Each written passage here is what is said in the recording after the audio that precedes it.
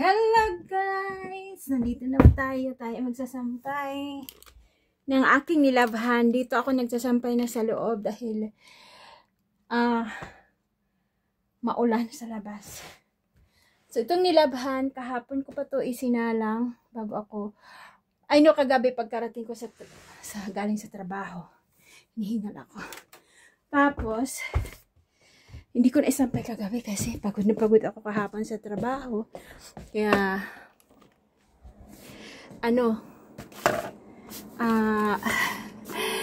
ngayon ko lang siya isasampay, guys. Ito yung ating sampayan. Ganito ang buhay dito sa sa UK. Pag yung kasi utom na dito.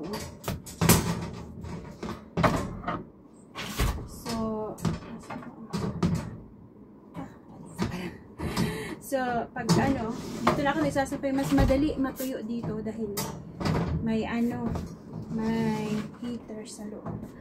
Pero laging nakabukas yung yung bintana para hindi mag-moist dito sa loob. Mayroon kaming electric electric dryer ng mga ng mga damit. Yan, galing yan doon sa bahay na pinararentahan ni David. Tapos umalis yung hindi na kasi nagbabayad yung nagrenta, kaya pinaano ni David, pinaalis. Oo. So ngayon mayroong bagong nagrerenta. So iniwan yan, sabi ko, uy, maganda yan. Kasi mahal din yan, no, pag binili. Ganyan ang ginagawa ko. Yung mga nagrerenta, yung mga iniiwan nilang mga gamit, pag pwede pang gamitin, dinadala ko dito. Kaya ang bahay namin puno ng mga kung ano-ano lang. Kailangan talaga namin mag-declutter. So yun, magsasampay na tayo. Oops, dito na so, magsampay na muna tayo. Sampay. Si David nandoon, nag-grocery para sa lulutuin. Siya ang magluluto mamaya. Steak daw yung lulutuin niya. Sabi ko, kasi ikaw ang pumili ng lulutuin mo, ikaw ang magluto, ikaw mamalingke. Kasi hindi ako umalis ngayon. Hindi ako umalis kasi pag umaalis ako, nakakagastos. Ayan. Imbis na magtitipid. Pag umaalis kasi ako, guys, hindi ko naiiwasan na hindi bibili. Lalo na halaman. Don't know, adik ako sa halaman ngayon. Tapos, basa pa siya. Yung dryer namin, hindi siya gaano magda-dryer. Hindi ko na ito i-dryer ulit kagabi.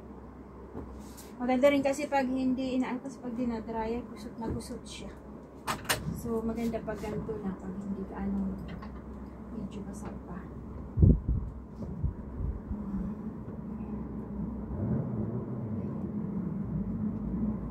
Ito, kailangan makasuotin ito ni David pag malis. Kasi ito sa paborito ko. Ano ba ito?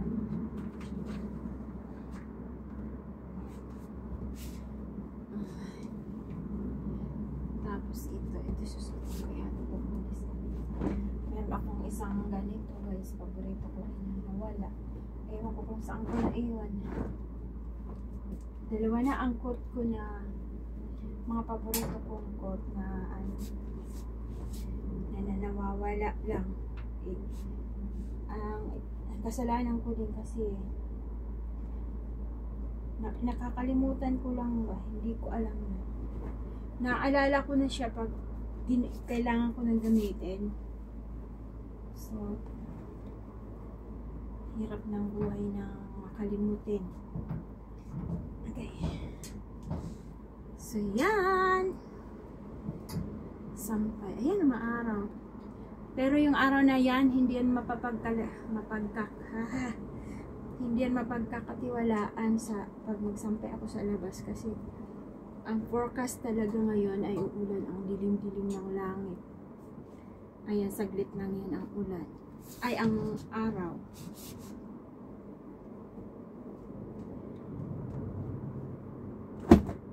tumawag sa akin si David kasi tinatanong niya kung mayroon kaming mushroom. Siguro magluluto siya ng mushroom. Steak at saka mushroom. Yung anuhin niya. Mamaya. Buti na lang yung asawa ko kasi marunong magluto. Wala akong problema dyan. Pero ngayon na nag-uumpisa na siyang magmula nung nag-renovate ng van, yung inano niya, kino-convert yung van to camper van. Hindi na siya nakakapagluto. Pag uwi ko sa trabaho, wala pang niluto. Pero okay lang. Kasi dalawa lang naman kami. Tsaka, pwede namang magnibol-nibol habang nagluluto. Yan. So, I understand kasi ganyan din ako nung bago pa lang ako nag-vlog. Siya kasi parang nag-vlog na rin siya. Seryoso na niya. Lagi siyang nanonood sa mga vlogger. Yung mga vlogger na nagko-convert sa camper van. Tapos ngayon, busy siya dahil yung mga ano na yun, saan na yung ating camera? Uy, ayan. Dito, lagay natin. Hello. Ayan. Meron pala akong ano dito. Dito po sasampay kasi meron pala akong meron pala akong bedsheet. Ito.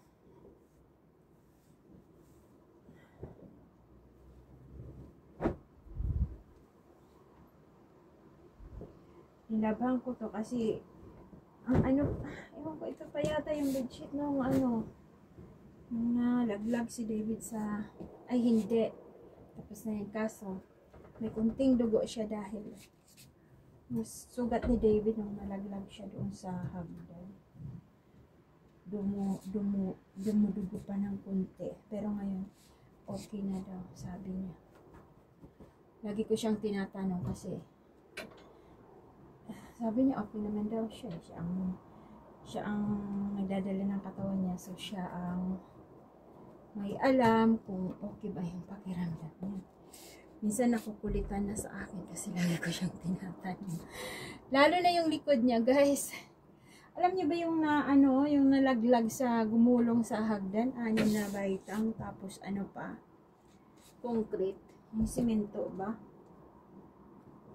Kaya ang laki ng sugat niya dito. Buti na lang hindi siya diabetic, kasi kung diabetic pa yan, hindi yan mag-heal ka agad. Parang umaaraw siya. Sana umaraw siya. Para kahit nandito lang sa loob yung aking nilabhan, at least matutuyo. Maglalaba ako ngayon yung mga, meron akong biniling damit, guys. Huwag kayong maingay. Bumili ako ng damit. Ayaw ko na sanang bumili. Kasi marami naman akong damit. Alis kasi kami. Kasi hindi ko mapigilan na bumili. Yung lang, di ba ngayon kasi autumn na dito, so yung mga pang summer na damit ay nag-uumpisa na siyang mag-sale. So doon ako sa Tesco. Nung pumunta ako sa Tesco, meron akong nagustuhan na damit, pero yung dalawa ang liit pala sa akin. Akala ko siya malaki siyang tingnan, pero nung sinukat ko na, oh my God, ang sikip. Hindi na nga lahati, hanggang dito na lang siya. Yung isa na punit. Pero isusuli ko yan. Hindi naman malaki yung punit. Isusuli ko siya. Nakalimutan ko lang kahapon. Kahapon ko sana isusuli yon. Kaso, limutan ko. Gusto ko sana isuli yan dahil yung yung pauwi ko. Madali lang pumasok sa Tesco dahil ginagawa ang kalsada dahil sa train station. So, maraming mga detour. Pag sinadya ko talagang pumunta, halimbawa pumunta ko galing dito, umiikot pa ako sa town. Umiikot pa ako sa town center bago makarating doon kasi. Or, pag pasensyado sa traffic. Pupunta muna ako doon banda sa may trabaho and then iikot. Yun.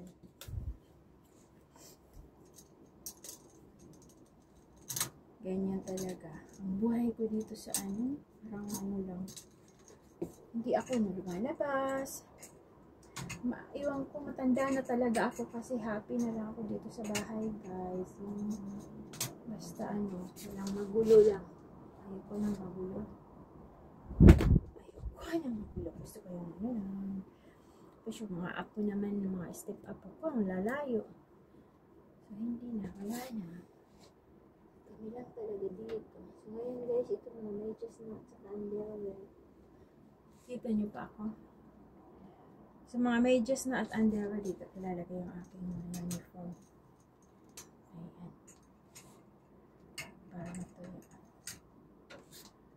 Iusog ko ito mamaya. So, magsasampay na ako ng aking mga underwear at saka medyas. Dito natin isasampay.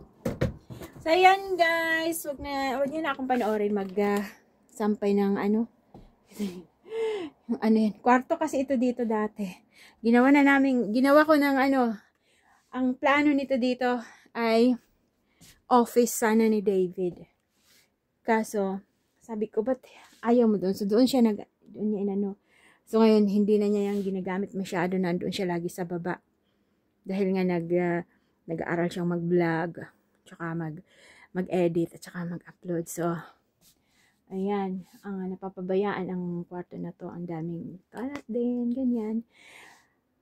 Dito na ako nagpapatuyo ng mga damit dahil malapit siya sa bintana. Ay, yung aking underwear, I'm sorry. Malapit siya sa bintana.